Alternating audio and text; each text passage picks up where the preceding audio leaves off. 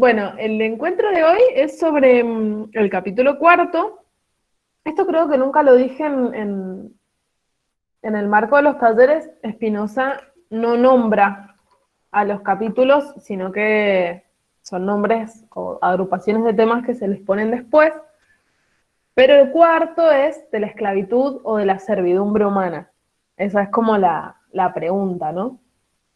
Y básicamente, para Spinoza, de lo que somos esclaves o sierves es de las pasiones, ¿no? Como que son las pasiones las que nos generan esta servidumbre. Recuerden que un poco el esquema, lo retomo así rapidito, pero todo el tiempo nuestro ser, mente por un lado y cuerpo por el otro, está siendo afectado por múltiples como estímulos, si se quiere, que nos van llegando del exterior. Todo eso que nos llega son pasiones. Y solamente, y de alguna manera, a ver, el deseo no es lo mismo que una pasión, pero de alguna manera Spinoza empieza a plantear esto de que nuestro deseo no es tan nuestro, ¿no? Como que sabemos que queremos algo, pero no sabemos por qué queremos eso, ¿no? Un poco de dónde nos vienen estos deseos es como que lo que Spinoza todo el tiempo plantea no lo estamos pudiendo ver. Entonces, como que todo el tiempo estamos sometidos a esto externo que nos viene, ¿no? Que nos llega. Y un poco el planteo, que lo vamos a ir terminando de desentrañar entre este encuentro y el que viene, es que en la medida en que somos seres racionales, podemos accionar. En la medida en que hacemos uso de nuestra racionalidad, y esto va a terminar de cerrar el encuentro que viene, pero spoileo un poquito, es un poco la razón sobre lo que sentimos, o sea, la racionalidad que podemos aplicar a lo que sentimos, de alguna manera es lo que nos puede empezar a permitir que actuemos. O sea, que ya no estemos todo el tiempo sometidos a lo que nos pasa, sino que efectivamente podamos actuar. Solo actuamos en la medida en que somos racionales. Y Spinoza, que no es ningún bobo sobre esto, va a decir, nadie puede actuar el 100% del tiempo. Un montón de veces vamos a hacer reflejo de nuestras pasiones, reflejos de nuestras afecciones, o sea, como que todo el tiempo en realidad vamos a estar sometidos a estos encuentros y ocasionalmente podemos actuar, pero no podemos tener una vida absolutamente racional. Y de hecho, él igual hace su buena apuesta al pensamiento, ¿no? En ese sentido, él sí es un racionalista, pero no es un racionalista como Descartes, por ejemplo, al que lo súper critica en el prólogo del quinto capítulo, diciendo que, bueno, no podemos, o sea, no hay una voluntad que pueda guiar absolutamente nuestras acciones. La mayor parte del tiempo estamos sometidos a encuentros, a pasiones, a afecciones, etc. Y tenemos que hacer un esfuerzo constante por racionalizar eso y poder inscribirnos en una línea más de la acción. Y la acción siempre nos va a traer afectaciones alegres. O sea, en la medida en que las pasiones pueden ser tristes y alegres. Las pasiones es lo que recibimos de los encuentros. Pero los encuentros que racionalmente generamos siempre van a ser alegres. El obrar tiene que ver con el deseo y la alegría. El padecer va a tener que ver con la alegría y la tristeza. Yo padezco en el sentido de pasión, de pathos, es decir, soy pasiva, digamos, en esas acciones que recibo, y ahí pueden haber tristes, alegres, como que ahí me van llegando cosas, y bueno, si alguien viene y me regala, no sé, una torta de chocolate, buenísimo, alegre. Si alguien viene y me pega, malísimo, triste, pero yo recibo, ahí estoy en el orden de la pasión. Para poder pasar al orden de la acción, lo que necesito es esta racionalidad, es decir, hacer un ejercicio de pensamiento y ahí solamente van a haber acciones alegres y deseo. Igual esto lo vamos como a ir desarrollando con el Power, pero quería presentarles esto. A la vez, algo que está interesante en Spinoza es que este dominio de las pasiones, este control si se quiere, sobre las pasiones, no es ni ascetismo, ni abstinencia, no es negar completamente las pasiones. No pasa por ahí. Primero porque hay pasiones que pueden ser alegres, entonces, ¿por qué las negaríamos? Y segundo, porque la ética que él propone no tiene que ver con un bien abstracto, y él hace como su crítica a la religión y a todas las pasiones tristes. Entonces,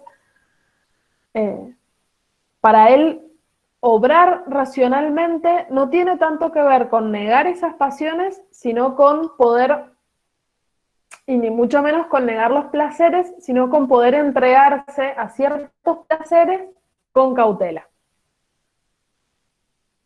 Es decir, nos entregamos a los placeres, pero no irracionalmente, no desmedidamente, no como que vamos teniendo una cautela, pero los placeres tienen que ser parte de la vida.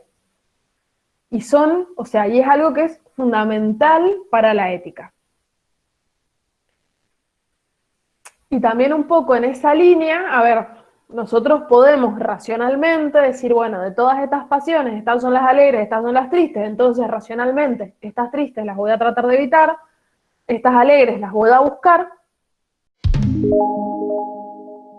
Esto que cuando vamos a buscar esos placeres estamos accionando y todas las acciones son alegres, ¿no? Como que quería reforzar esa idea.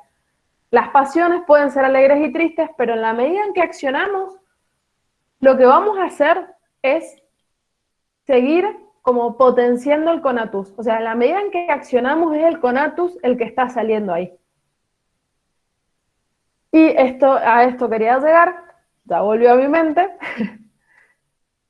Las tristezas solo son externas. Entonces, volviendo y revolviendo esto que estoy diciendo, tenemos pasiones alegres y tristes. Las acciones solamente son alegres. Y para cerrar un poco esta idea, como insistir un poquito sobre este punto de que la tristeza siempre nos viene de afuera. Va a decir ahí en este capítulo Spinoza, este capítulo es súper polémico, advierto, va a decir ahí algunas cosas interesantes sobre el suicidio. Yo no sé si dejé una partecita, pero un poco lo que le va a decir es que, retomando esto que habíamos hablado del primer encuentro, quien se suicida es quien no pudo contra esas pasiones tristes que le vinieron de afuera, porque el conatus de cada ser siempre va a perseverar en ese ser y en la medida en que pueda a generar estas afecciones alegres. Entonces, la tristeza es algo que siempre viene de afuera. Y después lo otro que va a aparecer, que lo anticipo porque probablemente genere como cierto debate, es que yo les había dicho que en este capítulo hay algunas cuestiones más asociadas a la política, y Spinoza en política tiene algunos tintes, bueno, algunas personas los podrán encontrar como más liberales en el sentido del liberalismo, y vieron que hay una parte del liberalismo, no sé, capaz me prenda fuego por decir esto, así que, pero bueno, hay una parte del liberalismo que puede conectar con un cierto anarquismo. Como que esta idea de que el individuo busca lo mejor para sí, en ese sentido, como que medio por derrame, va a decir Spinoza, va a querer lo mejor para otros. Él va a sostener una idea de comunidad bastante más fuerte que la del liberalismo, que tiene que ver con lo más útil que hay para los seres humanos son seres humanos, y lo más útil que hay para seres humanos racionales son otros seres humanos racionales, ¿no? Entonces, en la medida en que yo me dejo guiar por mi propia razón, vieron que habíamos visto en el afecto de la ambición, que yo quiero que los demás vivan como yo vivo. Bueno, si yo vivo racionalmente, voy a querer que el resto viva también racionalmente. Pero no deja de, como, al no ser un texto estrictamente de política, no deja de tener por ahí como un poquito de olorcito a liberalismo mezclado con un poquito de olorcito a anarquismo, ¿no? Y es como que hay que ir fluctuando, pero digo esto porque seguramente aparece, y nada, me parece que está bueno para pensar y en caso de ser necesario hacerle algunas críticas. Yo dije en el primer encuentro que solamente le iba a criticar su machismo, pero ya creo que he superado nuestra relación, mi relación con Espinosa, y le puedo hacer alguna que otra más. Sí, Pablo. Sí, que me parece en relación a eso que decís que está buenísimo. Por un lado, sí, lo que se puede vincular al anarquismo me parece que un poco es lo que aparece en el libro de Kropotkin, el apoyo mutuo, ¿no? Ujú. Y por otro lado, esto que decís, bueno, tiene un tufillo a contrato social, eh, a a liberalismo. Claro que, por supuesto que no podemos adherir a esas ideas hoy en día, pero en su época son personas que están luchando, en este caso, contra la jerarquía de la iglesia que está prendiendo fuego gente, ¿no? Entonces, como bueno, un Estado para que tenga estas garantías, para que no haya una cuestión religiosa por medio, ¿no? Es como todas estas personas que después nos parecen medias rancias, como suponte, no sé, Darwin. Bueno, Darwin también estaba en su momento luchando contra un poder religioso y bueno, ahí le surgió una cosa súper antropocéntrica a nuestra lectura. Pero, digamos, ubicados en su contexto, tiene sentido contra lo que estaban peleando o debatiendo. Sí, y muy en el marco de un tono de época, Spinoza es un gran lector de Hobbes, y digo, un poco la filosofía moderna tiene como dos problemas centrales. Uno de esos problemas es el problema del conocimiento, qué podemos conocer, cómo conocemos, qué es cognoscible y qué no, que ahí tenemos como el mayor ejemplo a Kant diciendo, bueno, lo metafísico no lo podemos conocer, lo podemos sentir, lo podemos playar, pero no podemos conocerlo, estrictamente hablando. Eh, bueno, algunas discusiones entre racionalistas y empiristas también van a pasar por este aspecto más del lado del conocimiento. Y el otro gran problema de la filosofía moderna es justamente la organización del Estado, es decir, la filosofía política, cómo deben ser las relaciones entre las personas entendidas como ciudadanos, y también como que van a sentir no sé si van a sentir la necesidad, sería resubjetivizarlos, pero digo, como que está circulando esto del contrato social y como que cada quien hace su lectura, ¿no? O sea, como que Hobbes va a hacer una lectura del contrato social, Spinoza hará otra, digo, como que aparece también esto. Entonces, es como, nada, es como que hoy por hoy nos encontremos y no hablemos de la pandemia, si es lo que nos está pasando, o sea, es como el problema de nuestra época en este momento, vamos a hablar, a decir algo sobre eso, ¿no? Bueno, el contrato social es un poco esto para los modernos. Acá el Miguel dice en el chat, si la otredad no sería una diferencia entre liberalismo y anarquía, sí, me parece que es una diferencia entre liberalismo y anarquía. Eh, yo lo traigo acá y lo pongo acá sobre la arena, tratemos de ver cómo está mirando Spinoza la otredad, ¿no? Porque a mí me parece, y esto es como da una lectura personal, que da muchas herramientas para pensar la singularidad y para pensar algunas diferencias, y desde ese lugar me parece que sí es interesante, pero él lo que va a plantear es como que es siempre la semejanza, o sea, es la semejanza lo que nos hace un bien. Y ahí me parece que no deja de ser súper europeo, ¿no? O sea, lo que es igual a mí es lo que necesariamente es bueno para mí. Y lo que es diferente a mí y puede ser malo.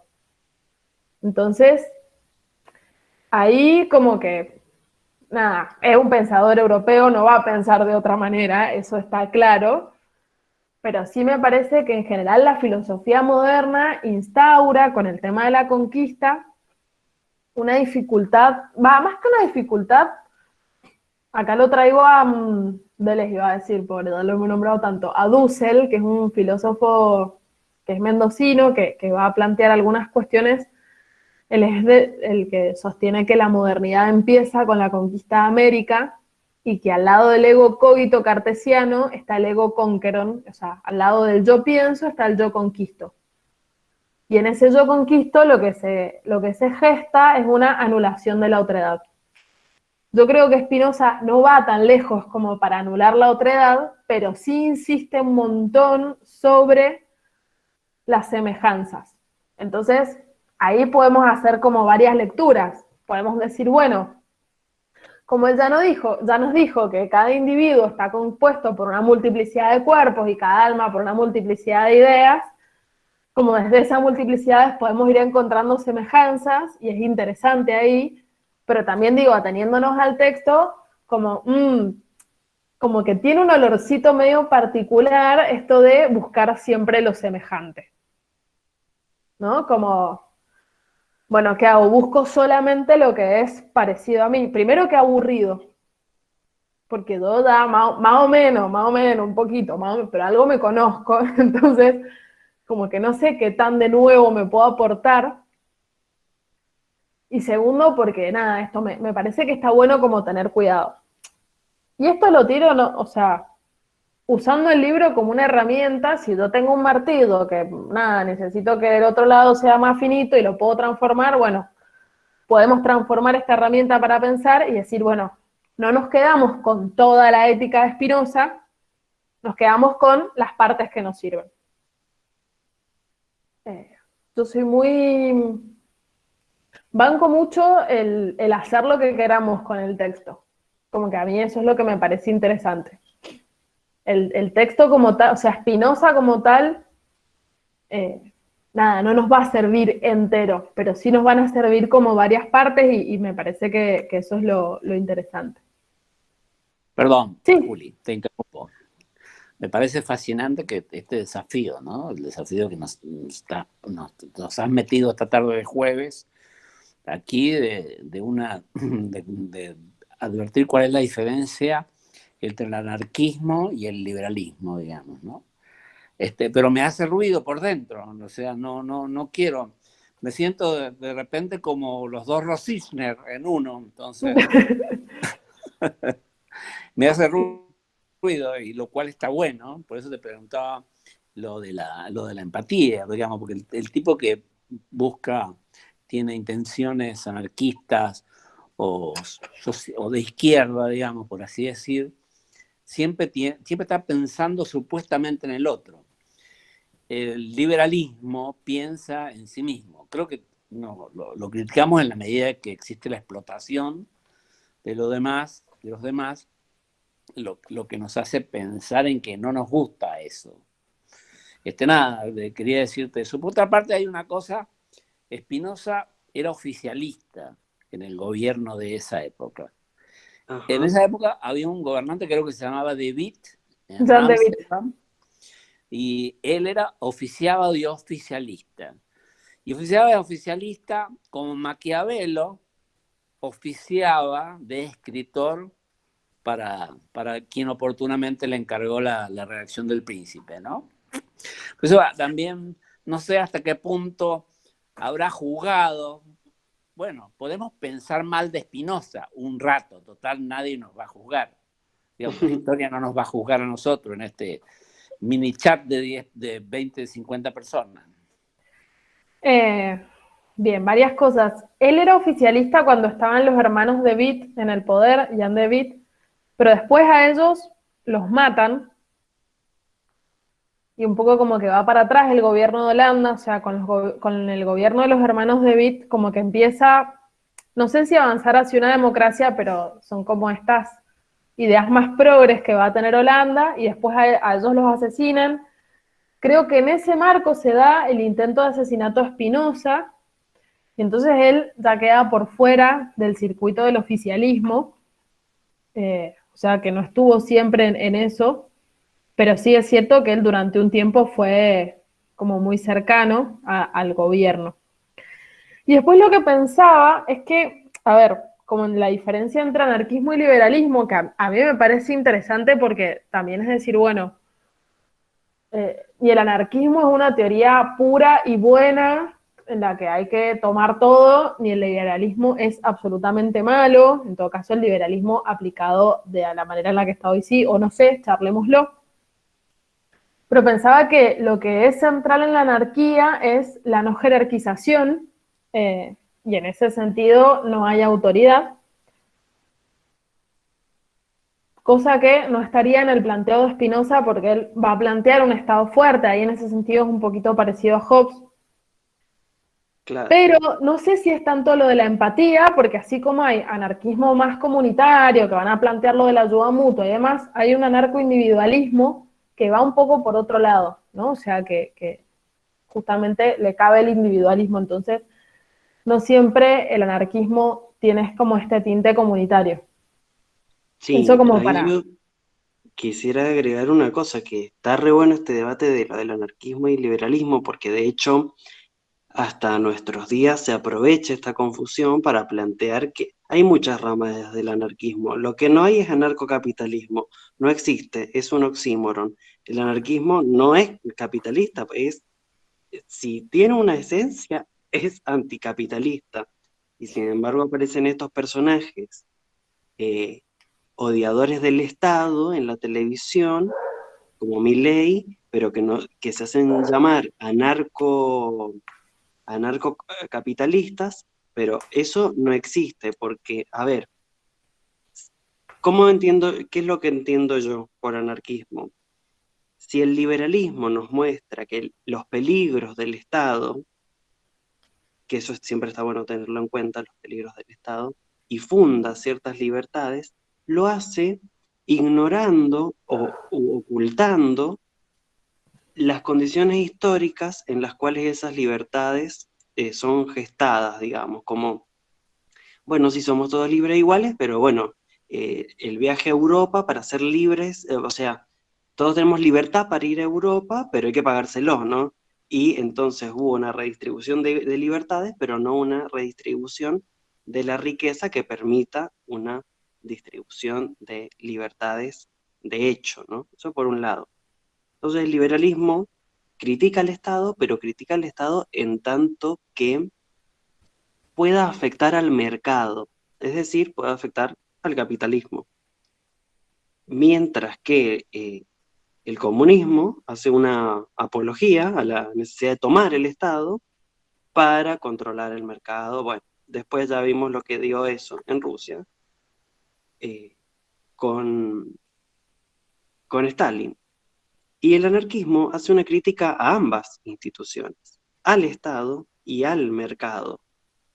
Esa es la cuestión, esa es la disputa de la primera internacional entre Bakunin y Marx, que Marx dice, hay que tomar el Estado, y Bakunin dice, no, porque si tomas el Estado te transformas en clase política y termina funcionando como clase opresora, ¿no?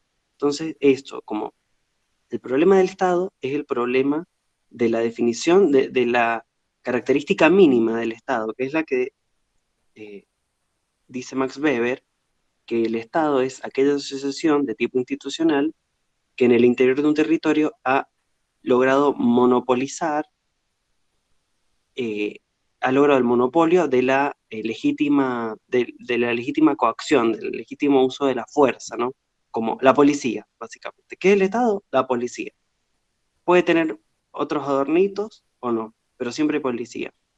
O sea, se ha delegado el uso de la fuerza, solo ha monopolizado el uso legítimo de la fuerza, solo una parte, ¿no? Que esa es la policía delegado por el Estado. Si yo voy con un arma por la calle, bueno, me van a pasar cosas. Si yo tengo voy vestido de policía y tengo un arma, no me van a pasar esas cosas, ¿no? Listo. Traté de ser breve, pero para hacer un aporte de eso. Sí, está bueno porque sí, el problema del Estado ahí es central, ahí en esa diferencia. Y está bueno esto porque también como quitándonos estos prejuicios que son también los universales que tenemos o que nos han construido, de que ser de izquierda o ser anarquista necesariamente es la solidaridad o la empatía, ¿no? Como, y por ahí no pasa tanto por ese lado la definición.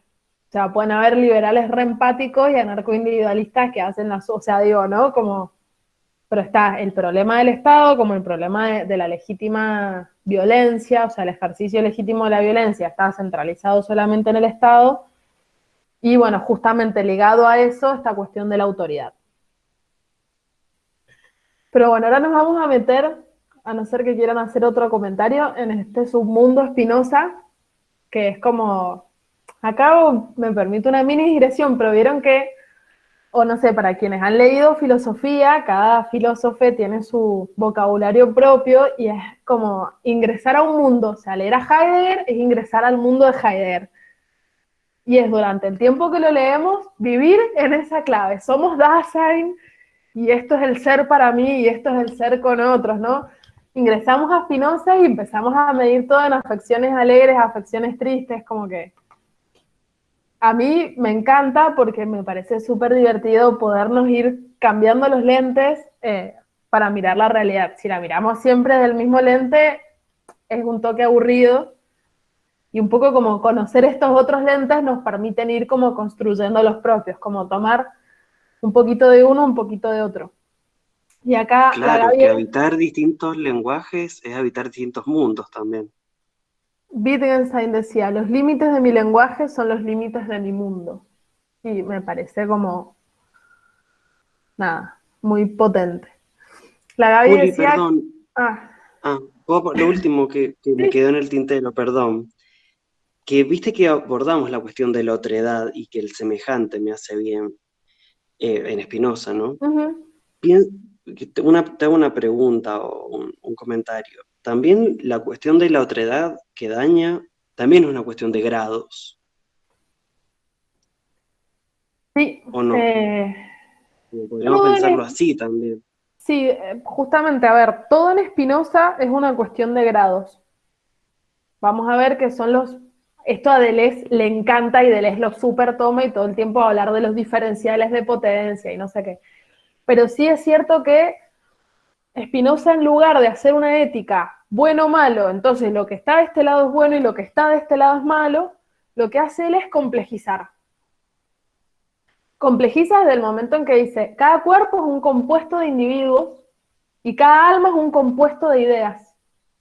Entonces, después lo vamos a ver, pero para satisfacer al cuerpo se necesitan muchísimas cosas, porque el cuerpo está compuesto de múltiples individuos, entonces los alimentos tienen que ser variados, las bebidas tienen que ser variadas, los ejercicios, ¿no? Como las maneras de afectación del cuerpo tienen que ser muy variadas para poder satisfacernos, y lo mismo que el alma. O sea, si hay un cuerpo que es muy apto para obrar muchas cosas, bueno, el alma va a ser más apta para pensar, pero siempre como en esta diversidad. O sea, no es que podemos decir, bueno, tal está en la línea del bien, tal está en la línea del mal, sino que como que todo el tiempo hay que ir como midiendo, equilibrando, ¿no? Como calibrando sería como una palabra linda para definir esto que como que nos propone Spinoza. Eh, un poco esa calibración, y por eso les hacía esta propuesta de lectura, que es que cada quien lea como quiere y como pueda. La Gaby acá dijo algo interesante, que es que el 100% del libro, el entero, es universal. Entonces, como correrse de ese universal de la lectura también está bueno, ¿no? Como, sería como no comprar todos los paquetes enteros sin hacerles ninguna crítica, sino poder decir, bueno, yo me compro este paquete, pero esta parte la dejo, y esta otra parte sí la tomo, y esta otra parte sí la uso, ¿no? O sea, y no quedarse en, bueno, quiero el paquete completo. Sobre todo porque no estamos invitando, no sé, a una secta espinosista y que vamos a vivir según sus preceptos, sino que nada, es como simplemente una herramienta para poder pensarnos, y que a mí me parece que es sumamente potente. Bien, empiezo a compartir pantalla. Recuerden que todo el tiempo igual pueden preguntar, intervenir, y que ahora no les voy A ver, paren que no me estaría saliendo la opción.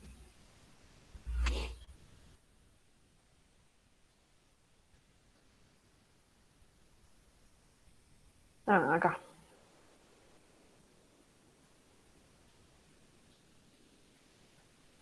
Bien.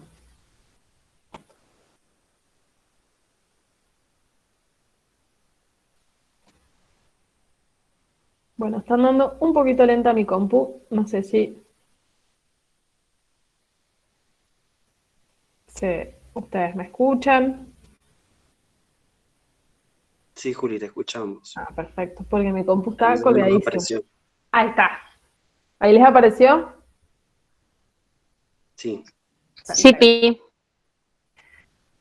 El prólogo. El prólogo dice: a la impotencia humana de moderar y reprimir los afectos le llamo esclavitud.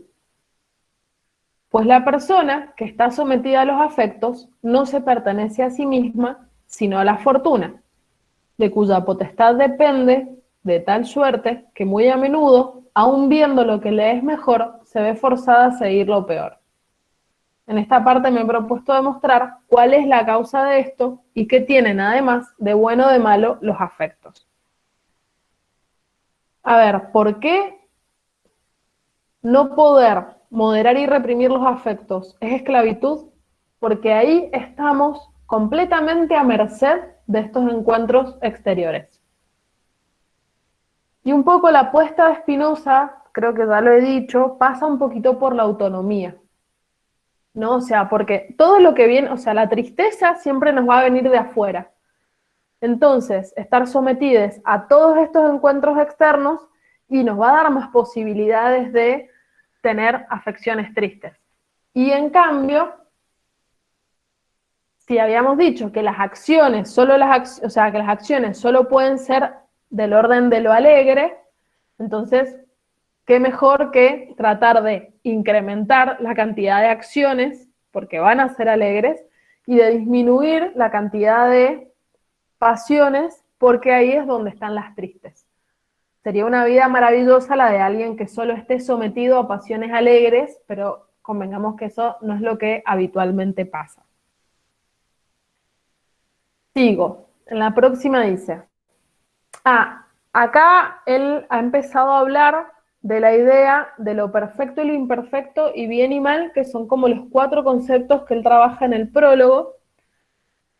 Y un poco lo que va a decir es que tanto lo perfecto como lo imperfecto y el bien y mal son estas ideas universales que tienen que ver con la imaginación, y habíamos visto que son conocimientos inadecuados. Y son inadecuados porque son incompletos.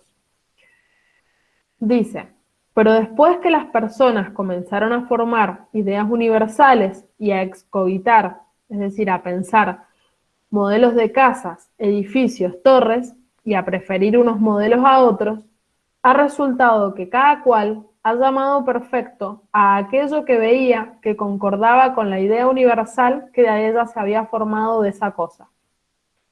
E imperfecto, por el contrario, a aquello que veía que concordaba menos con el modelo por él o por ella concebido, aunque, según la opinión del artífice, estuviera perfectamente acabado. Es decir, él acá un poco lo que dice es: creemos que lo perfecto es lo que concuerda, coincide completamente con la idea universal. Y la idea universal es de una manera. Entonces, si a una persona, no sé, supongamos, ha nacido, no sé, con un brazo menos, desde nuestra idea universal vamos a pensar que es una persona inacabada, que es incompleta o que es imperfecta. Pero si volvemos a Spinoza, desde el lado de la naturaleza que obra y que lo que es lo que es y así es perfecto, esa persona no está incompleta ni es imperfecta, es simplemente así. Pero nosotros, humanamente, decimos que es imperfecta porque la comparamos con esta idea universal. Y acá, por ejemplo, se me ocurre como en el orden de las relaciones, por ejemplo, sobre todo las relaciones amorosas que bonitas ellas nos tienen tan a maltraer a veces y son tan, como que están muy en el foco de las críticas, pero digo, Disney nos vendió una idea de amor romántico perfecta y de alguna manera con Disney, Shakira y Chayanne, no sé, en esas canciones que escuchábamos en la infancia, se nos formó esa idea de relación que es perfecta, a la que queremos todo el tiempo alcanzar, y obviamente nuestras relaciones humanas, de simples mortales, son diferentes y en ese sentido nos parecen imperfectas, ¿no? O sea, lo imperfecto es lo que no concuerda con el modelo, y estos modelos son pasiones tristes justamente porque nunca vamos a concordar con un modelo. Ni de persona, ni de mujer, de madre, estudiante, docente, ni novia, ni no sé, nada, nunca vamos a concordar exactamente con esos modelos. Entonces, la trampita de la pasión triste ahí está en que siempre nos vamos a sentir inacabadas, incompletas, etc. Bien, paso a la que sigue. En la anterior va a hablar de lo perfecto e imperfecto, en esta de bien y mal. Y dice: por lo que se refiere al bien y al mal, tampoco ellos indican nada positivo en las cosas, es decir, consideradas en sí mismas. Es decir, que no hay nada que en sí mismo sea malo o bueno, y no son más que modos de pensar o nociones que formamos porque comparamos las cosas entre sí. Pues una y la misma cosa puede ser al mismo tiempo buena y mala y también indiferente. No, un poco lo que él va a decir es esto: lo bueno y lo malo son nociones que nos hemos inventado para comparar las cosas entre sí y como para irnos manejando en la vida, pero nada en sí mismo es bueno o malo. Él sí va a decir después que necesitamos sostener un poco estos conceptos porque, a ver, él está haciendo una ética. Y acá él está hablando de la esclavitud o la servidumbre, y claramente la esclavitud o la servidumbre no es algo bueno. Entonces, es como que él sostiene un poco estos conceptos, pero en la parte cuarta. En la parte tercera él había definido al bien y al mal, o sea, bueno, todo lo que nos permite satisfacer un anhelo; malo, todo lo que nos frustra satisfacer un anhelo. Acá va a poner lo bueno como, de alguna manera, lo útil, ¿no? Como que tiene más esa connotación. Bien, paso a la que sigue.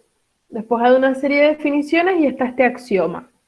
El axioma hay uno solo y dice: en la naturaleza real no se da ninguna cosa singular más poderosa y fuerte que de la cual no se dé ninguna otra, sino que, dada una cualquiera, se da otra por la que la cosa dada puede ser destruida. Esto está tal cual de Atilano Domínguez. Básicamente lo que dice es que para todo lo que hay en la naturaleza real, hay otra cosa más fuerte que la puede destruir. O sea, de todo lo que existe, siempre hay algo más fuerte que va a ser una causa externa para eso otro y que lo puede destruir.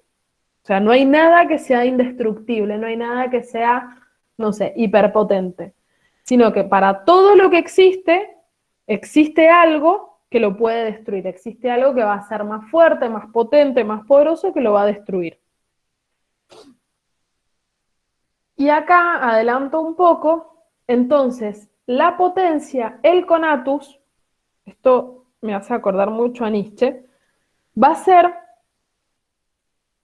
no tanto la potencia, sino el diferencial de potencia entre el conatus de una cosa y lo externo que le viene. O sea, cada cosa y su conatus y su potencia no está sola en el mundo. ¿No? O sea, pensemos que estamos hablando del conatus de una persona. Una persona no está sola en el mundo, ¿no? Está expuesta a un montón de encuentros, y un montón de esos encuentros pueden ser más fuertes que su conatus y dominarla y llevarla a las pasiones tristes, o la persona puede como sostener ese conatus y luchar de alguna manera contra eso externo. Y entonces, la esencia de esa persona, que va a ser su potencia, va a ser justamente no una potencia considerada en sí misma, sino la fuerza con la que puede enfrentarse a lo exterior. ¿Se entiende eso?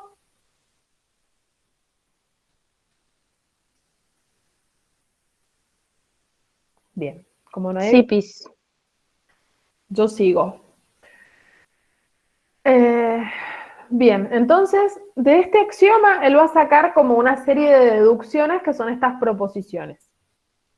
La primera, esta me parece súper interesante, es: nada de lo que una idea falsa tiene de positivo se suprime por la presencia de lo verdadero en cuanto verdadero. Es decir, si yo tengo una idea falsa que me genera un determinado tipo de afección, voy a seguir teniendo ese determinado tipo de afección, aunque venga una idea verdadera y me diga que yo estoy equivocada. ¿No? Vieron que las pasiones a veces, o en el ámbito de las pasiones, queremos meter argumentos muy racionales, argumentos verdaderos, y no hay forma.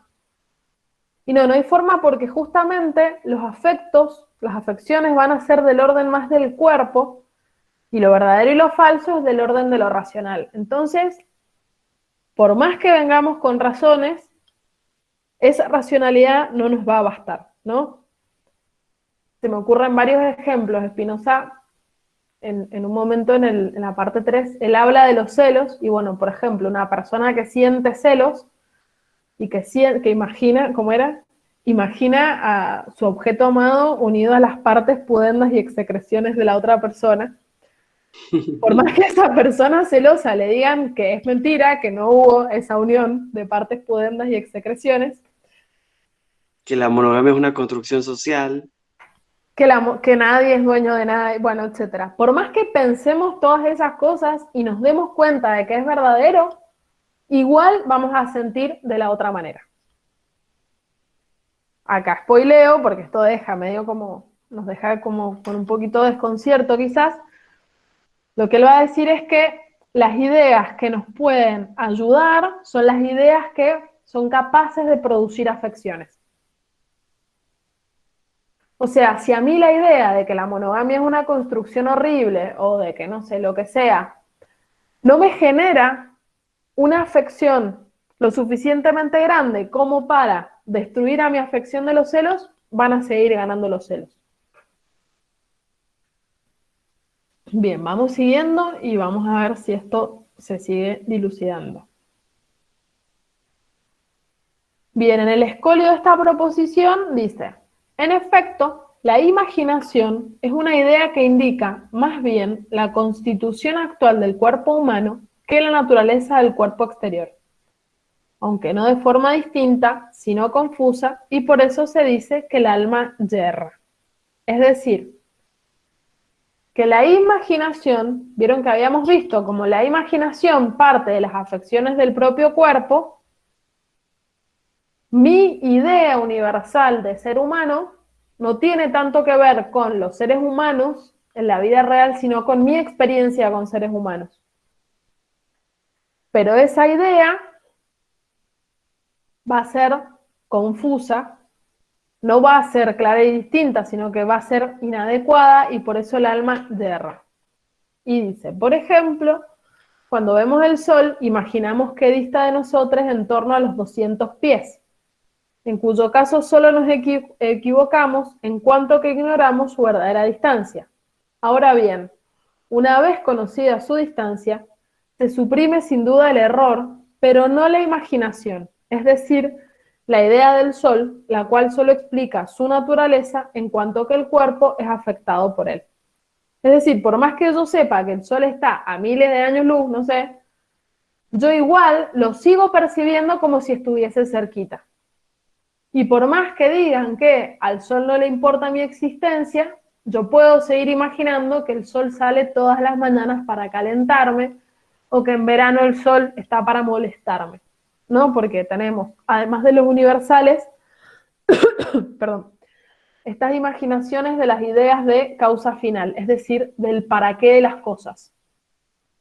Y yo entonces, en este ejemplo que me parece que está bueno porque es muy claro, voy a creer que el sol está ahí para mí. Lamentablemente, nada más errado, ¿no? Bien, sigo. Acá es un poco lo que les decía de las diferencias de fuerza. La proposición 5 dice, la fuerza y el incremento de cualquier pasión, así como su perseverancia en la existencia, no se define con la potencia con la que nos esforzamos por continuar existiendo, sino por la potencia de la causa externa comparada con la nuestra. Es decir, que no hay un conatus que sea como una esencia encerradito en un ser y que ese ser pugna por seguir existiendo, sino que esa fuerza es en realidad la diferencia de fuerza entre el conatus y lo externo, ¿no? Es como un poco ese choque de fuerzas del que después va a hablar Nietzsche. Y la proposición 7 en este sentido dice, un afecto no puede ser reprimido ni suprimido, sino por un afecto contrario y más fuerte que el afecto a reprimir. Entonces, si lo que yo, volviendo al ejemplo, si yo quiero si yo quiero dejar de sentir celos, lo que voy a tener que hacer es intentar producir un afecto que sea más fuerte que el afecto de los celos. No sé, qué sé yo, imaginar que el objeto amado me ama más que a nada, no sé, eso por un lado, o realmente pasar por el cuerpo esta idea de, y la monogamia es una mentira, es un invento recontra contemporáneo, occidental, etcétera, ¿no? Pero sea cual sea la resultante, sí voy a necesitar... O salir a correr y generar endorfinas. Pero, a ver, salir a correr y generar endorfinas durante un determinado tiempo. Porque Pensaba, si no... Juli, que justamente esto que traes está re bueno, porque me parece que todas las técnicas corporales de la psicología más, bueno, justamente de las técnicas más corporales de la psicología, se basan en esto, como, bueno, no alcanza a veces la palabra, postulan, ¿no? Entonces, hacer algo, ¿no? Eh, hacer algo con el enojo, o sea, todo el psicodrama, todas esas técnicas, si en algún momento las han experimentado, tienen algo muy interesante, o sea, alguien está triste, bueno, a golpear un objeto, suponte, a actuar un enojo, actuar algo opuesto a esa emoción. Y no sé, a mí me resultan bien interesantes. Y tienen que ver con esto un poco que vos decís de, bueno, a veces esa razón no alcanza porque hubo una pasión que está con más fuerza, ¿no? No creer en la omnipotencia de la razón. Claro, sí, y en ese sentido no creen en la omnipotencia de la mente, ¿no? O sea, eh, sino que bueno, a veces la mente también nos puede como tender sus buenas trampas. La Gaby dice, pienso en ejercicios filosóficos con el cuerpo, tal cual, o los ejercicios espirituales, bueno, acá yéndonos un poquito de tema, pero Michel Foucault, que es otro filósofo que queremos mucho, en la hermenéutica del sujeto, él lo que plantea es que antiguamente, y también en la Edad Media, el ejercicio de la filosofía tenía que ver con ciertas prácticas alimenticias, ciertas prácticas corporales y ciertas prácticas espirituales. Que es muy propio de nuestra época creer que lo que somos es solo nuestra mente y nuestra mente entendida en clave casi matemática, ¿no? Como que ahí nos perdemos cosas. Pero antiguamente pensar se pensaba con el cuerpo. De hecho, desde el inicio, bueno, Pitágoras, esto les tiro un datito que seguro no sabían, es el que inventó la palabra filosofía, porque no existe desde siempre. Y la escuela pitagórica tenía que ver con un determinado tipo de alimentación, de ejercitación, de ejercicios corporales y espirituales, y eso así se pensaba. Y después a los aristotélicos les decían peripatéticos porque pensaban caminando. Somos nosotros quienes hemos llevado el ejercicio del pensar a esta idea. ¿Vieron? Creo que es una escultura, quizás estoy pifiando, que es el pensador, que está como sentado pensando. Esa es la imagen que tenemos de los filósofos, o la de Descartes al lado de la estufita pensando. Pero en realidad, y si hacen la experiencia, esto, poner el cuerpo de otras maneras permite pensar de otras maneras. Es realmente así, o sea, ahí el Pablo les dejó en el chat el videíto nuestro de un encuentro sobre la hermenéutica del sujeto que les puede interesar. Pero sí, esto es interesante porque, a ver, el planteo spinoziano tiene mucho que ver con que la cabeza no lo domina todo, con que no todo lo que hagamos es cuestión de voluntad, ¿no? Como que tenemos esta idea de que nuestra mente lo es todo y nuestra mente, sobre todo, lo puede todo, ¿no? Nuestra mente es omnipotente. Y no, por más que racionalmente nos hayamos dado cuenta de que, no sé, no está bueno fumar, o no sé, ver qué conductas poco piola tiene cada quien, sí, bueno, racionalmente lo entendemos, pero no lo hacemos. ¿No? Esto que él decía al principio, ¿por qué viendo lo que es mejor hacemos lo que es peor? Y porque la mente no manda, man. La mente no es lo que nos controla. Dice Lucas, es un poco el problema de la virtualidad. Se trabaja, estudia y se hacen actividades de ocio en la misma postura corporal, tal cual, ¿no? Y de ahí a un dominio de los sujetos derechitos. O sea, ya somos generaciones enteras que en la escuela pusimos el cuerpo siempre de la misma manera durante un montón de horas, y ahora seguimos poniendo el cuerpo de la misma manera durante un montón de horas, y además para todo. Para trabajar, para estudiar, para cursar, para conversar, para divertirse, para relajarse, ¿no? Como que siempre es la misma postura corporal. Habrá que ver eso, qué implicancias tiene respecto a las maneras de pensar. Y pienso también un poquito en lo que hablábamos la otra vez de la escuela y cómo en donde se juntan seres más jóvenes vemos que hay resistencia a poner el cuerpo de esa manera todo el tiempo. No como que siempre es o sentarse de otra manera o como esperar el recreo para que esos cuerpos puedan estallar de toda esa contención de estar más de una hora ahí sentaditos. Bueno, a jugar la pelota, se manosean, se besan, ¿no? Como que sale toda esa corporalidad que no puede salir en el tiempo áulico. Bien, sigo con las diapos. Oh, se me fue. Acá.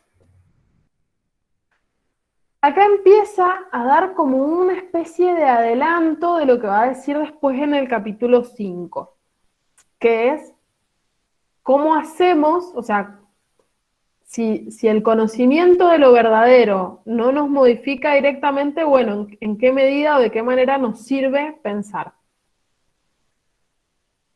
Él va a decir, el conocimiento del bien y del mal no es otra cosa que el afecto de alegría o de tristeza, en cuanto que somos conscientes de él. Es decir, hay múltiples cosas que me afectan, las cosas que me afectan alegremente voy a decir que son buenas, y las cosas que me afectan tristemente voy a decir que son malas. Si yo tengo un montón de frío y justo salió el sol, voy a decir que el sol es bueno. Ahora, si hacen 40 grados a la sombra y hay un sol que parte la tierra, y voy a decir que es malo.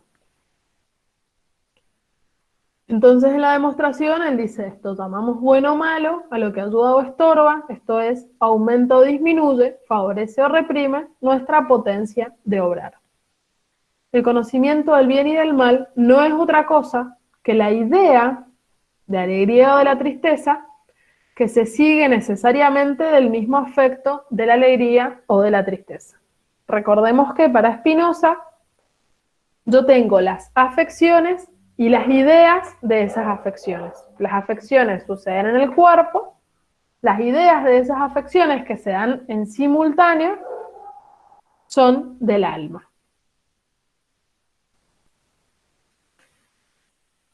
La proposición que sigue, la 14, dice: el conocimiento verdadero del bien y del mal, en cuanto verdaderos, o sea, solo en el plano del conocimiento, que es el plano de lo verdadero y de lo falso, no puede reprimir ningún afecto, sino tan solo en cuanto que es considerado como afecto. Es decir, que el bien y el mal, o lo bueno y lo malo, en el plano de lo cognoscitivo, a mí no me genera nada. Tiene que pasar al plano de la afección, si se quiere incluso de lo corporal, para que pueda tener algún efecto real en mí.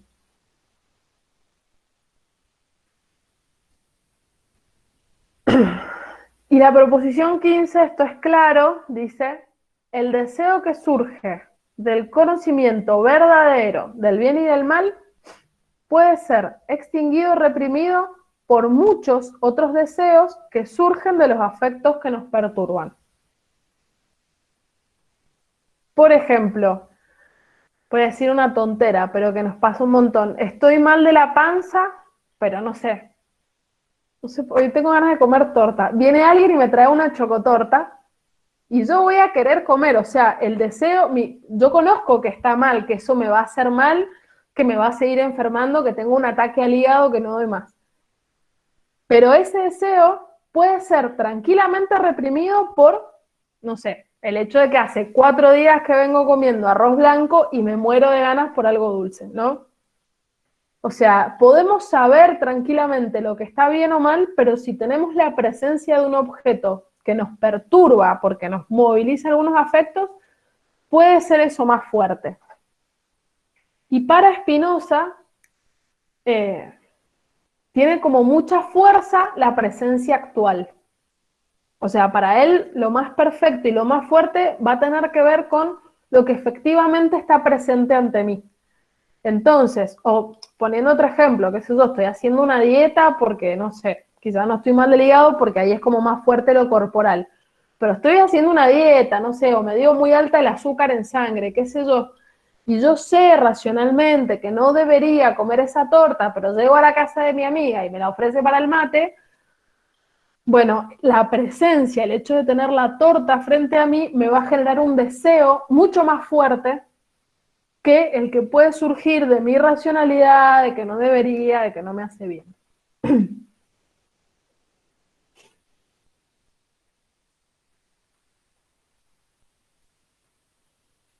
La proposición 16 y la 18 van a estar en la misma línea.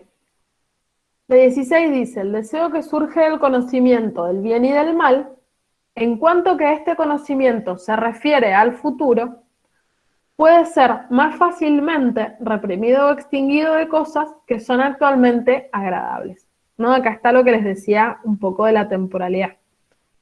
Si yo encima, ese bien o mal, no es que va a ser inmediato, que ya me duele la panza porque estoy mal del hígado y entonces se limita mi deseo de comer, sino que, qué sé yo, me dio muy alto el azúcar en sangre, ese deseo, que a ver, tiene que ver con un bien a futuro, yo tengo que disminuir esa cantidad en mi cuerpo, puede ser más fácilmente reprimido por el deseo de cosas que actualmente, es decir, en este preciso momento, son agradables. No es como el placer de lo inmediato.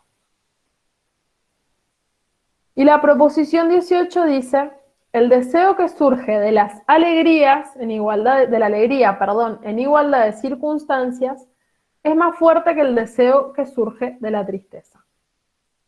¿Por qué el deseo que surge de la alegría es más fuerte? Porque la alegría tiene que ver con el conatus. Y de alguna manera en las ecuaciones de Spinoza, lo que tiende a ganar o a tener más fuerza, si se produce a partir de una persona, es el conatus, ¿no? O sea, las afectaciones alegres. Entonces,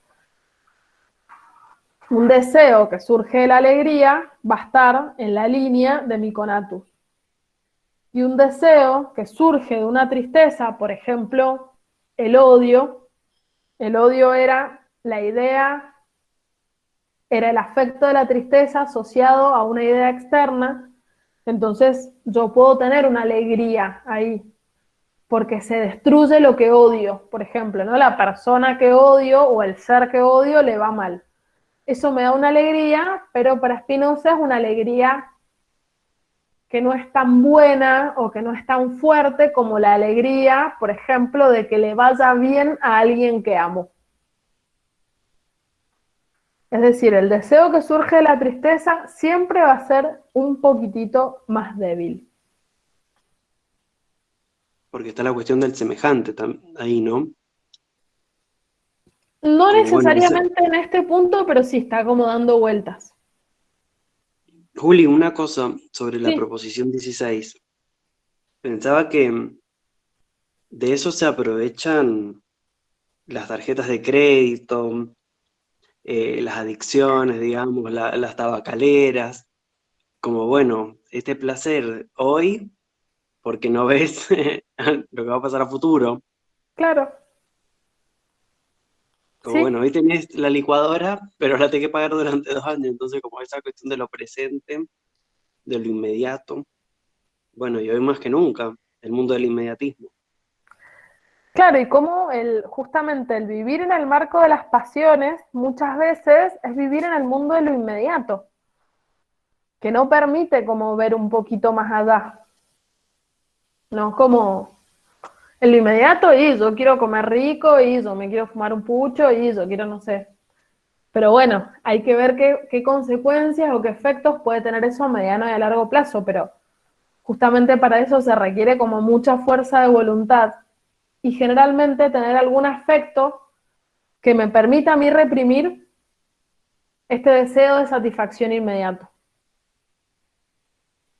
Si yo creo, poniéndolo en otro plano, ¿no? Para quienes, no sé, estamos estudiando para rendir un examen. El examen es dentro de un mes y hoy me invitan a, no sé, a un lugar al que quiero ir y va a ser más fuerte mi deseo de ir a ese lugar que mi deseo de aprobar dentro de un mes. Va a ir disminuyendo mi deseo de hacer cosas divertidas a medida que se va acercando la fecha del examen, porque se va como haciendo cada vez más presente. Y ahí la balanza va a estar entre qué afecto gana, o el de rendir y aprobar, por ejemplo, o el de hacer las cosas que deseo hacer ahora. Pero siempre lo que está como más lejos en el tiempo tiene como menos peso que lo que está presente. Bien, paso a la siguiente. Acá es esto que hablábamos de un poco, quizás como cierto tono medio liberal, porque él parte de la propia satisfacción, dice, puesto que la razón no pide nada contra la naturaleza, pide pues que cada quien se ame a sí mismo, que busque su propia utilidad, la que es verdaderamente tal, es decir, no teniendo en cuenta solo lo inmediato, por ejemplo, y apetezca todo aquello que conduce realmente a una mayor perfección. Y en general, que cada quien se esfuerce en cuanto de sí depende en conservar su ser. Lo cual es sin duda tan necesariamente verdadero como que el todo es mayor que la parte. Es decir, lo que él va a plantear desde donde lo va a estructurar es que cada quien busque racionalmente su propia utilidad, y acá sea esta aclaración de la que es verdaderamente tal, es decir, la que está atravesada por esta racionalidad y no sometida a las pasiones. Y un poco está esta idea de que mientras cada quien se esfuerza más en perseverar en su ser, mejor es, si se quiere, para la comunidad de iguales. Bien, pasamos y dice esto, creo que es el mismo Escolio, dice, además, dado que la virtud no es otra cosa que actuar según las leyes de la propia naturaleza, es decir, que la virtud es seguir el propio deseo, y que nadie se esfuerza en conservar su ser, sino en virtud de las leyes de su naturaleza, se sigue. Primero, que el fundamento de la virtud es el mismo conato de conservar el propio ser, y que la felicidad consiste en que el hombre, acá no lo terminé de intervenir, puede conservar su ser. Segundo, se sigue que la virtud debe ser apetecida por sí misma y que no existe nada que sea más digno o no sea más útil que ella, por lo que ella debiera ser apetecida. Es decir, apetecer la virtud tiene que ver con seguir las leyes de la propia naturaleza, que es hacerle caso al conatus, ¿no? O sea, y la felicidad es esto, es el desarrollo pleno del conatus. El conatus no se desarrolla solo, sino que se desarrolla en este encuentro con lo exterior, ¿no? Se desarrolla como en este choque. Pero esto, la virtud es seguir el propio deseo. Acá, lejísimos está de las éticas que van a hablar, por ejemplo, del bien, como el bien como una sola cosa, ¿no? Sino que tiene que ver con el deseo propio. Bien, la que sigue, acá empieza él como a introducir esta idea de que los seres humanos, en tanto son semejantes, son útiles los unos para los otros. Dice, nosotras no podemos nunca conseguir que no necesitemos nada exterior para conservar nuestro ser y que vivamos sin tener intercambio alguno con las cosas que están fuera de nosotros. Y si además tenemos en cuenta nuestra alma, nuestro entendimiento sería sin duda más imperfecto si el alma estuviera sola y no entendiera nada aparte de ella misma. Se dan, pues, fuera de nosotros muchas cosas que no son útiles y que por tanto deben ser apetecidas. Ninguna de ellas puede ser considerada más digna que aquellas que concuerdan totalmente con nuestra naturaleza. Es decir, lo primero que dice es, necesitamos de otros seres, en realidad, de otras personas y además de otros seres, de otros elementos de la naturaleza. Y además, o sea, no solo en el plano de lo corporal va a decir, sino que en el plano del alma, si el alma solo se entendiera a sí misma, es decir, si toda su capacidad de pensar estuviese reducida a ella sola, sería más imperfecta porque podría ser afectada de menos modos que el alma que sí está en un constante intercambio con otras almas. Y de todas las cosas que deben ser apetecidas, de todas estas cosas externas que necesitamos, dice, las que son más dignas son las que concuerdan con nuestra naturaleza. Esto un poco le da pie a lo que sigue. Nada hay, pues, más útil para las personas que las personas. Nada, digo, pueden desear las personas que sea más valioso para conservar su ser que el que todos concuerden en todo, de suerte que las almas y los cuerpos de todos formen como una sola alma y un solo cuerpo, y que todos se esfuercen a la vez cuanto pueden en conservar su ser, y que todos a la vez busquen para sí mismos la utilidad común a todos ellos. O sea, si lo más útil es lo más semejante a los seres humanos son los otros seres humanos, lo mejor es una comunidad en la que concordemos y que cada quien, un poco a la vez que busca su propia utilidad o su propio bien o su propio deseo, como que de alguna manera eso permite que las otras personas también lo busquen. Acá hay como, bueno, no sé, pueden quizás pensarlo de otra manera, pero como una especie de teoría del derrame para mí, ¿no? Como que cada quien busca lo que es bueno para sí y eso medio que se distribuye, ¿no? Como eso hace bien a la comunidad, como que ahí me hace un ruidito. La Gaby dice, del deseo propio de la persistencia del conatus. Claro, el conatus es el deseo mismo en un punto, o sea, virtud, bien, conatus, deseo serían como parte de lo mismo, ¿no? O sea, el deseo propio es el deseo de perseverar en el propio ser. Bien, paso a la que sigue. Recuerden que si quieren intervenir, intervienen. Y les aclaro que quizás no terminemos hoy esta parte porque viene un poquito larguita. Bien, el escolio de esta proposición dice: nadie, pues, deja de apetecer su utilidad o de conservar su ser a menos que sea vencido por causas externas y contrarias a su naturaleza. Nadie rechaza los alimentos o se suicida por necesidad de su naturaleza, sino coaccionado por causas externas, lo cual puede suceder de muchas maneras.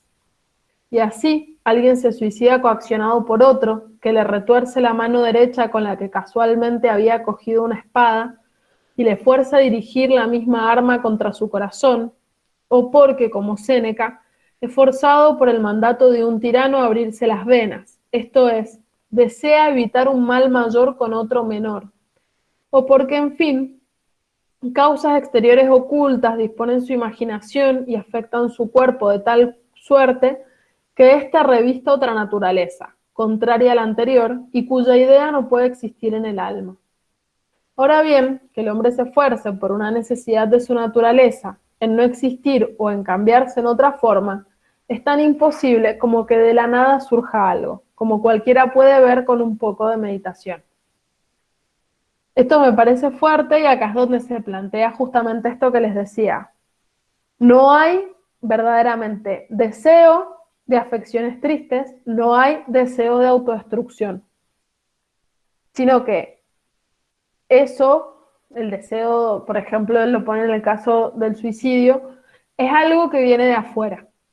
Siempre es en función a algo que viene de afuera. Nadie por sí mismo, por su sola existencia, desearía suicidarse, dice Spinoza. O porque alguien nos lleva a eso, o porque pone el ejemplo de Séneca, que es uno de los principios que retoma Spinoza, evita un mal mayor con un mal menor. O sea, Spinoza va a decir, siempre vamos a tender a elegir el bien mayor y el mal menor. Y bueno, en el caso de Séneca, él eligió el mal menor. No tenía como otra opción de elegir, pero no es que estaba en el conatus de Séneca, por ejemplo, suicidarse. Sí, no fue una acción, fue una pasión. Exacto, fue una pasión. Ahí podemos pensar que todo suicidio es un suicidio político. No como que el suicidio se ve algo como algo extremadamente personal, como si fuese algo extremadamente individual, y de individual no tiene nada, ¿no?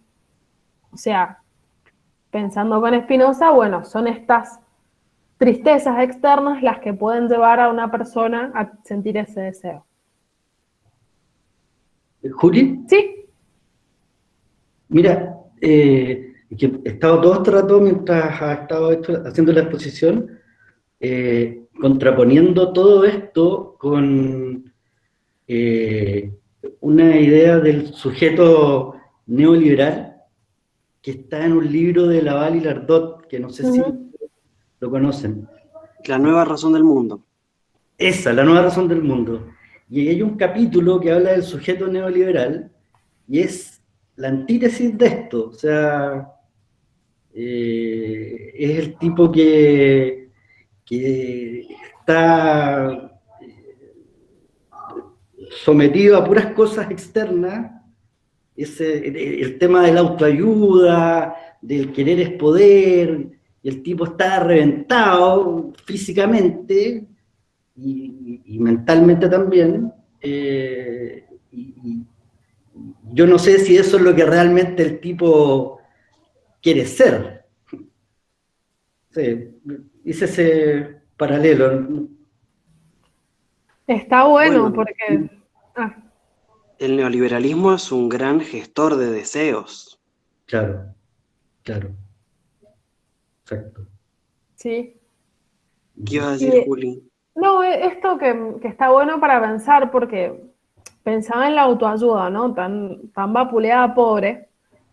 pero que muchas veces para algunas personas, a ver, esto de como lo inmediato, para un montón de personas la autoayuda es su cable a tierra. O sea, hay gente que tiene una vida que es una mierda, el sistema genera esas condiciones de vida de mierda, y el hecho de creer, aunque sea un rato, que yo puedo ser dueña de mi propio destino, que yo puedo llegar a estar donde yo elijo, y que puedo perdonar y sentirme mejor.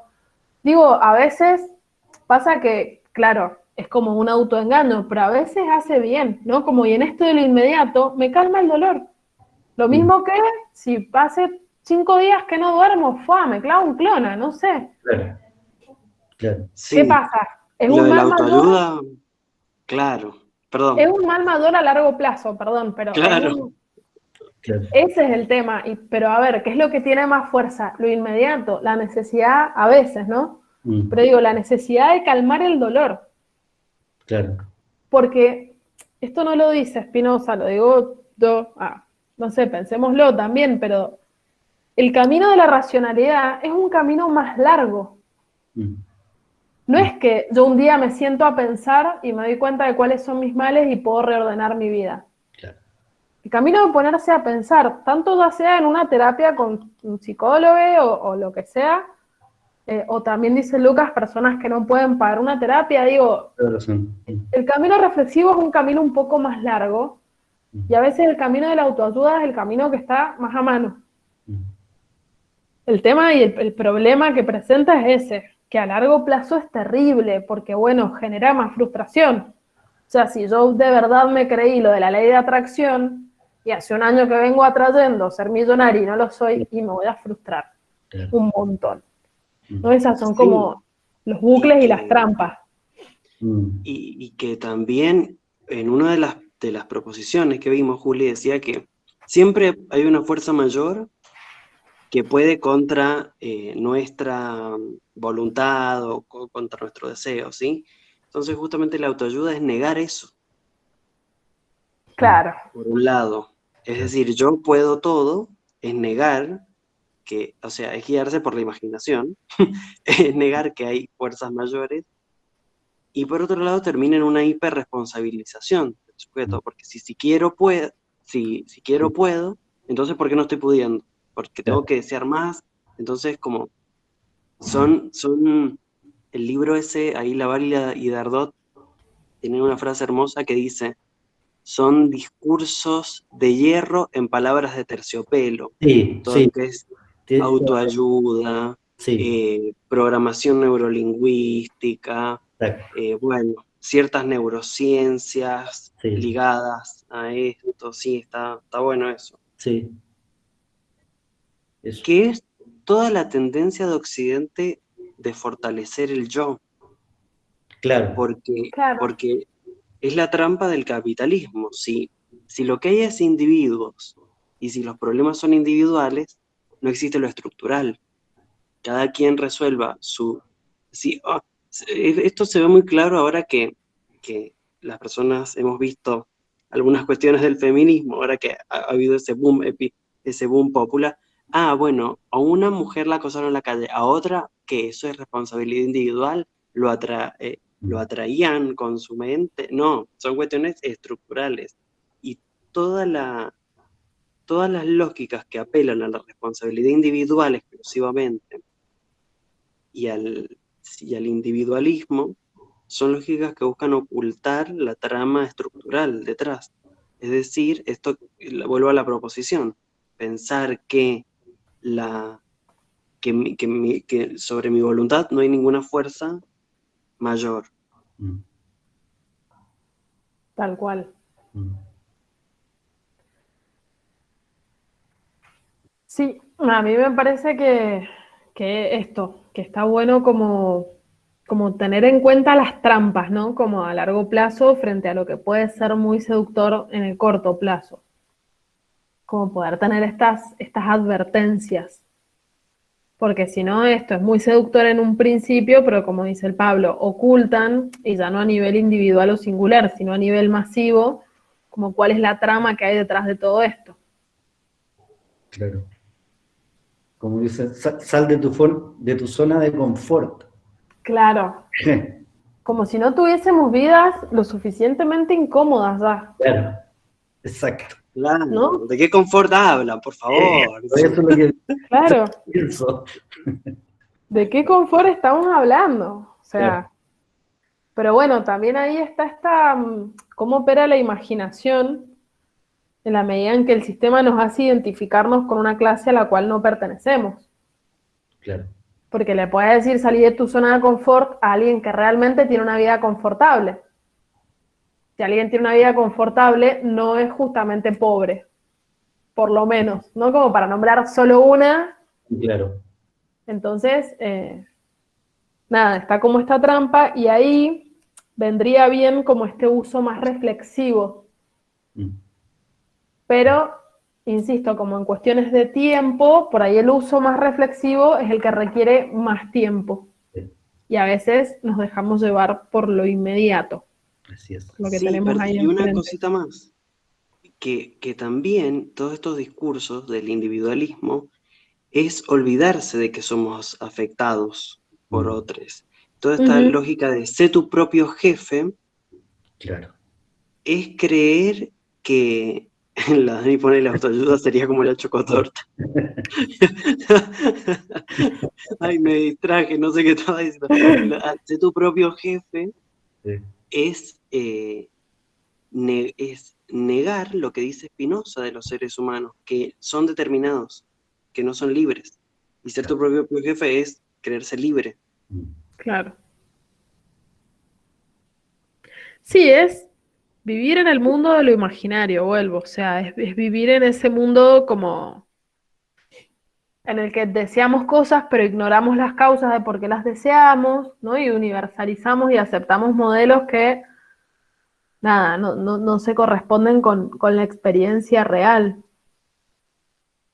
Y esto sí, obvio, no lo trabaja Spinoza, pero sí me parece interesante remarcar esta idea, esta responsabilización individual que hace todo el tiempo el liberalismo, ¿no? O sea, como que no marca límites acerca de cuál es nuestra propia responsabilidad individual.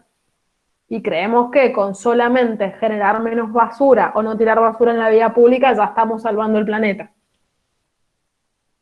¿No? Como cuando hay un sistema que, no sé, gasta un montón de recursos en megaminería, etc. Bien, volvemos a Spinoza, que encima cae bonito en un tema que no tiene nada que ver con esto que estábamos hablando, pero que es esto de, o bueno, quizás sí, de la presencia actual. Es decir, él dice, nadie puede desear ser feliz y obrar bien y vivir bien sin que al mismo tiempo desee obrar, ser y vivir. Esto es existir actualmente. La proposición que sigue dice, ninguna virtud puede concebirse anterior a esta, a saber, al esfuerzo por conservarse. Es decir, lo que está como base siempre va a ser el conatus, el esfuerzo por perseverar en el ser. La proposición 23 tiene esto de las acciones, que es la que sigue, que dice, no se puede afirmar en general que una persona obra por virtud en cuanto que es determinada a obrar por el hecho de tener ideas inadecuadas, sino tan solo en cuanto que es determinada por el hecho de entender. Es decir, para Spinoza solo hay virtud en la medida en que hay racionalidad. Si yo hice el bien, aunque no lo quería o no me di cuenta, pero terminé haciendo el bien porque las cosas me llevaron a ello, para Spinoza no estaríamos obrando por virtud. No esto de que el bien no salió de pedo, la jugada no salió de pedo, bueno, no. Para Spinoza eso no sería obrar por virtud. La virtud tiene que ver con tener ideas adecuadas, es decir, con entender.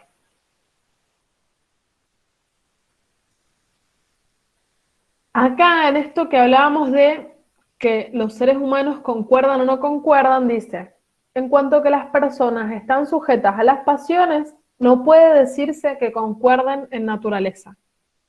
O sea que ya vamos como empezando a ver que la única manera de concordar en naturaleza con otros seres humanos es a través del uso de la razón.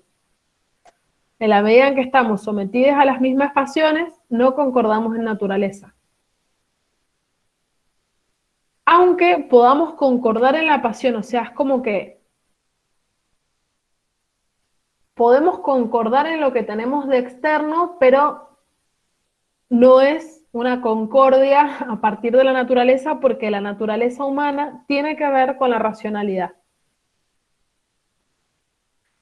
Bien, paso a la proposición que sigue. Acá como datos, así más técnicos, pero para quienes les interese, en la proposición 38, en esta que sigue, trabaja bastante el tema del contrato social, que es ahí donde se puede ver como, bueno, la idea que él tiene de Estado, ¿no? Como él está pensando en un Estado fuerte. En ese sentido no sería como muy anarquista, aunque podamos pensar como toda otra parte de su pensamiento en una clave más anarquista, ¿no?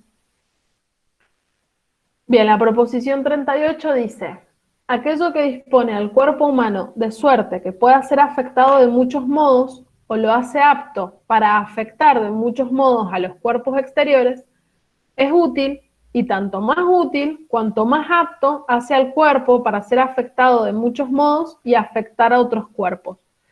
Y al contrario, es nocivo lo que hace al cuerpo menos apto para ello. Es decir, que lo que permite que el cuerpo sea afectado de muchas maneras es bueno, porque además le va a permitir al alma pensar de muchas maneras. Esto no lo está diciendo acá, pero es este principio de que cuanto más apto es el cuerpo para orar, más apta es el alma para pensar. Van como de la mano. Y acá se mete en un tema que me parece como súper interesante. ¿Qué dice? La proposición 43, el placer puede tener exceso y ser malo. En cambio, el dolor puede ser bueno en la medida en que el placer, es decir, la alegría, es mala.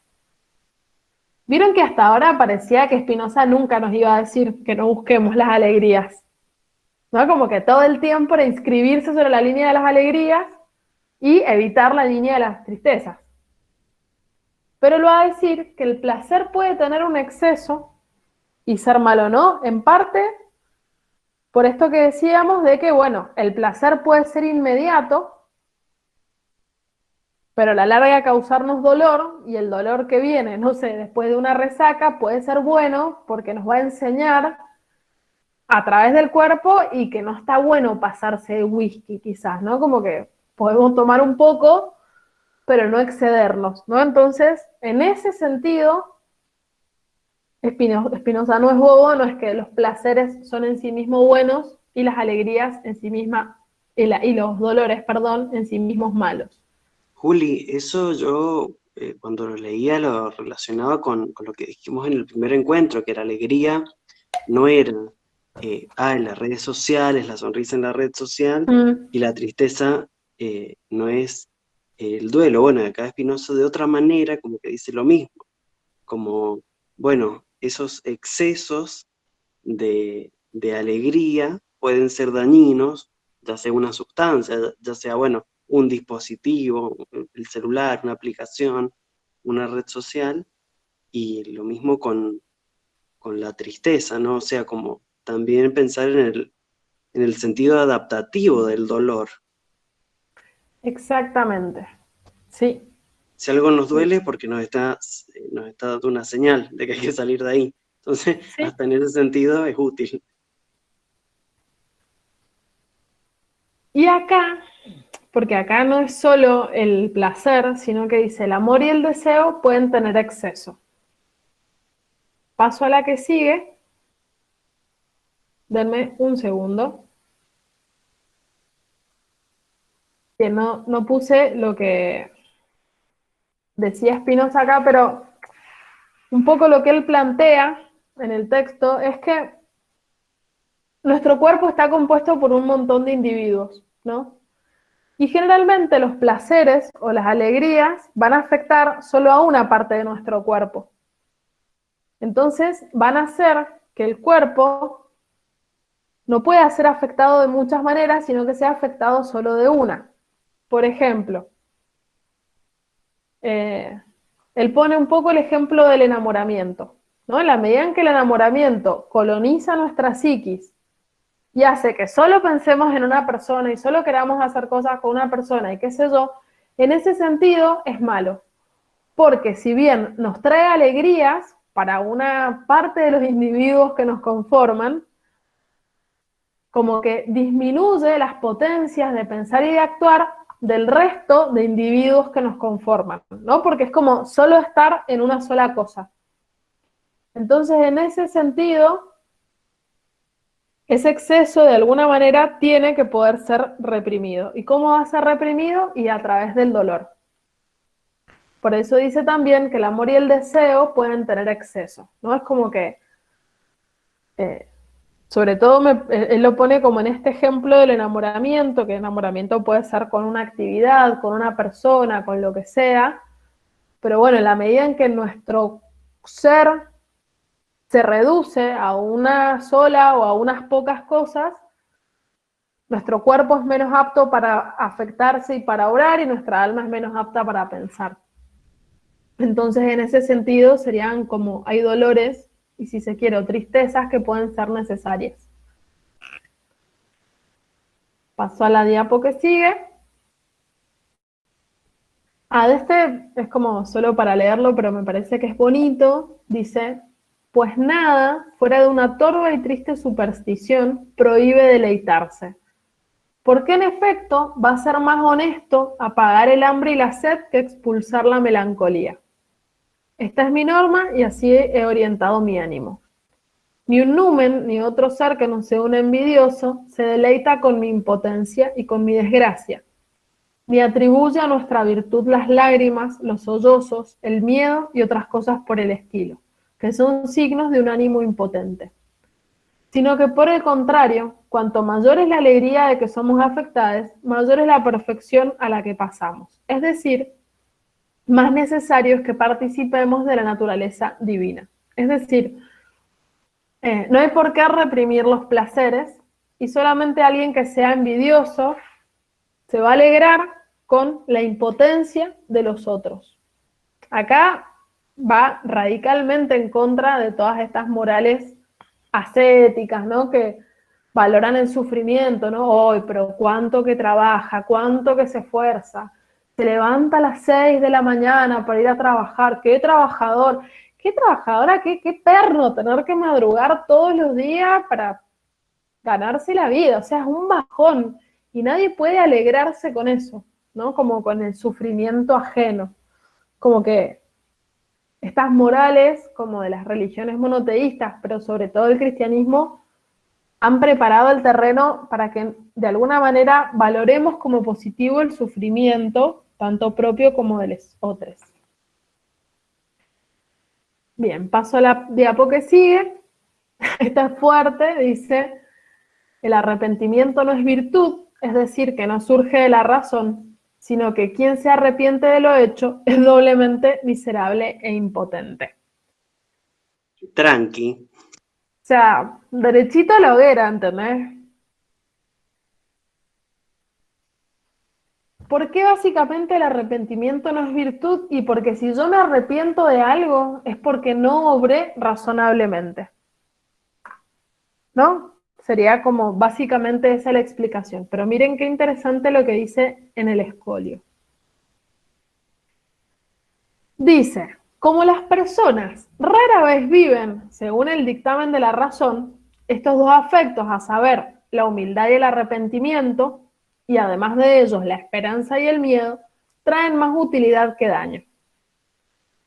Es decir, como la gente no piensa, básicamente, estos afectos son útiles. Dice, y por eso, dado que hay que pecar, mejor es pecar por este lado. Pues si las personas impotentes de ánimo fueran todas igualmente soberbias, no se avergonzaran de nada ni nada temieran, ¿cómo podrían ser unidas y sujetas por algún vínculo? Causa terror el vulgo si no teme. Fuerte. Nada extraño, pues, que los profetas que velaron por la utilidad, no de unos pocos, sino de todos, hayan recomendado tanto la humildad, el arrepentimiento y la reverencia. Pues, de hecho, quienes están sometidos a estos afectos pueden ser conducidas con mayor facilidad que quienes vivan finalmente bajo la guía de la razón, esto es, a que sean libres y gocen la vida de los bienaventurados. Acá me parece divertido este escolio porque es súper polémico. Como que por un lado plantea que es útil la humildad, el arrepentimiento, la esperanza y el miedo, como que es útil para el gobierno, como es útil para mantener la concordia entre los seres humanos, y a la vez, por otro lado, está diciendo que quienes viven bajo la guía de la razón son libres y son bienaventurados, ¿no? O sea, son personas que no pueden tan fácilmente caer en la servidumbre. Un poco lo que él dice es, bueno, si vamos a caer en la servidumbre, mejor que sea con gente tranqui, ¿no? Con gente que tiene estos afectos que nos llevan tanto a actuar que con los soberbios, con los que no se avergüenzan, con los que nada temen, porque ahí sería como un poco más terrible.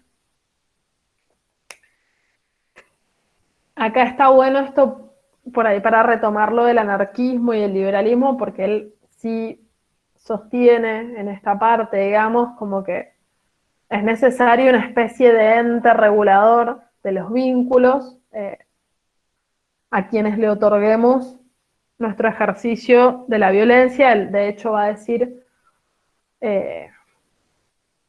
como que delegamos en el Estado la posibilidad de vengarnos.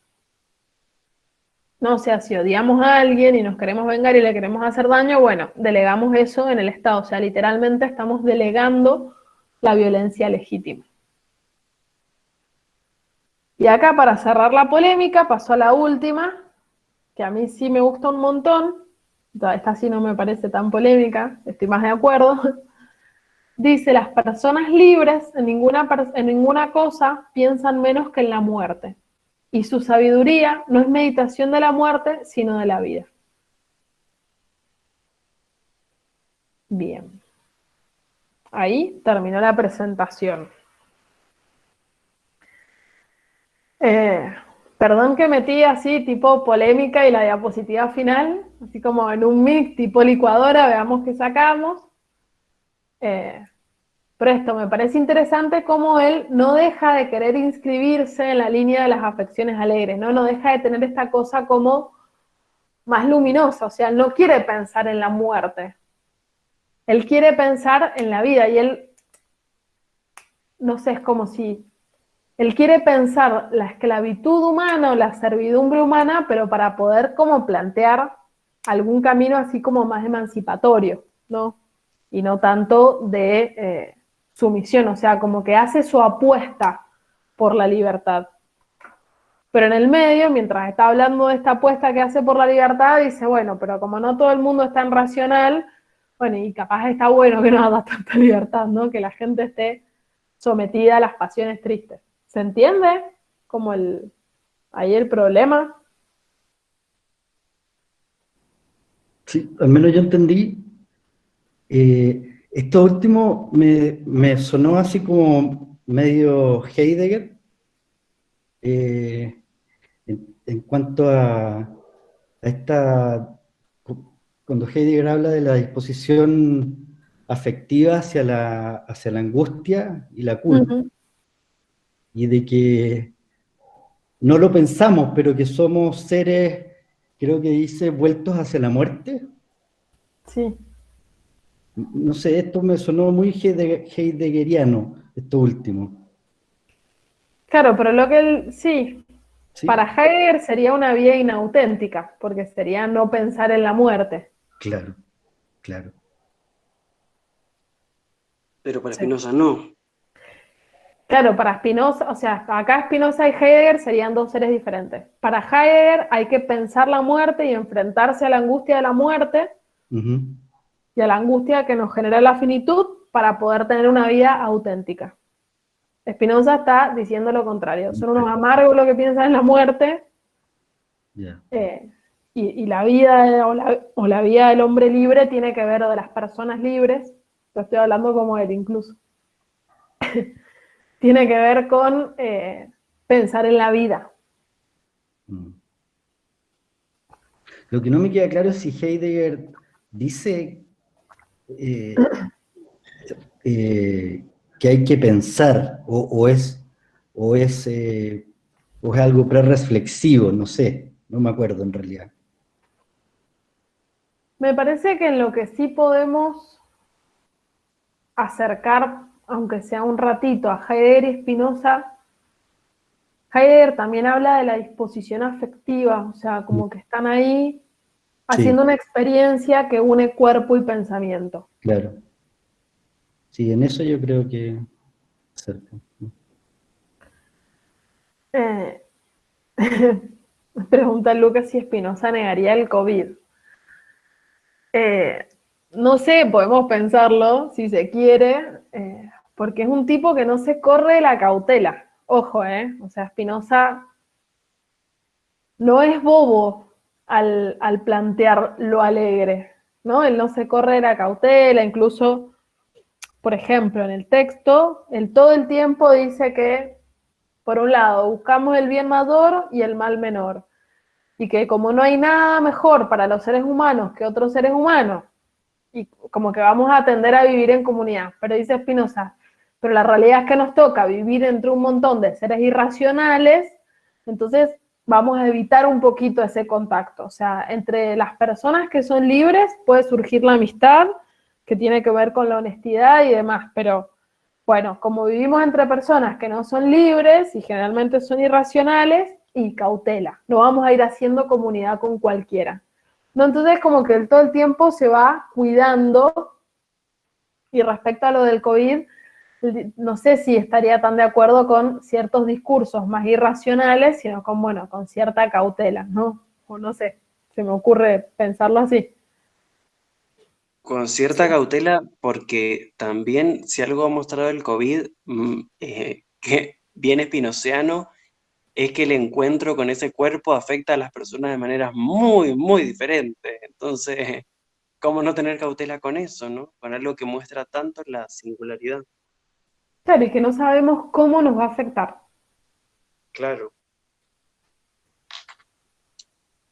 Pensaba, Juli, que esto de la muerte, o sea, tiene que ver, me parece, con su concepción de antropológica, por decirlo de alguna manera, como, bueno, si la esencia del ser humano es el conatus, y eso implica aumentar las potencias, pensar en la muerte siempre es pensar en la finitud de esas potencias.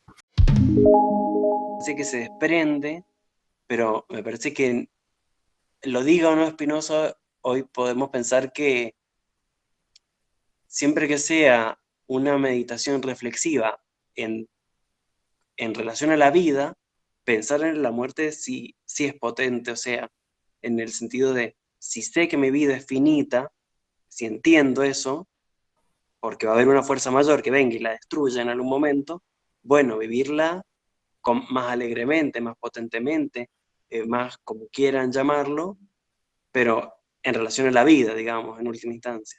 Claro, ahí me parece que él con quienes está discutiendo es con los estoicos, que tenían esta moral como más del sacrificio, más del sufrimiento, ¿no? Como prepararse todo el tiempo para los mayores sufrimientos y las peores cosas que nos puedan pasar, como que ahí estaba la meditación de la muerte. Contra eso me parece que va Spinoza, o sea, porque digo, también pensar en la muerte no se da de una sola manera. Podemos Claro, torturarnos pensando que en cualquier momento nos vamos a morir y que qué bajón y qué sé yo, o podemos, bueno, nada, en algún momento de nuestra vida mirarnos al espejo, decir, sí, nos vamos a morir, pero el resto de los días no. Un día nos vamos a morir, el resto no. Entonces, bueno, Spinoza sería más de ese lado, de bueno, el resto de los días que no nos vamos a morir, aumentemos nuestras potencias, tengamos afecciones alegres y qué sé yo, el momento de morir ya llegará.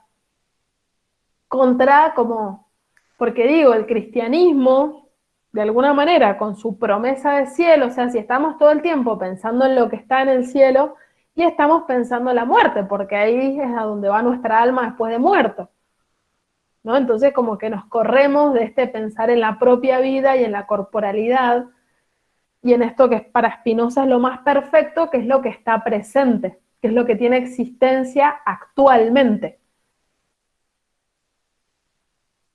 Él pone el énfasis más en la existencia que en la posibilidad de la no existencia.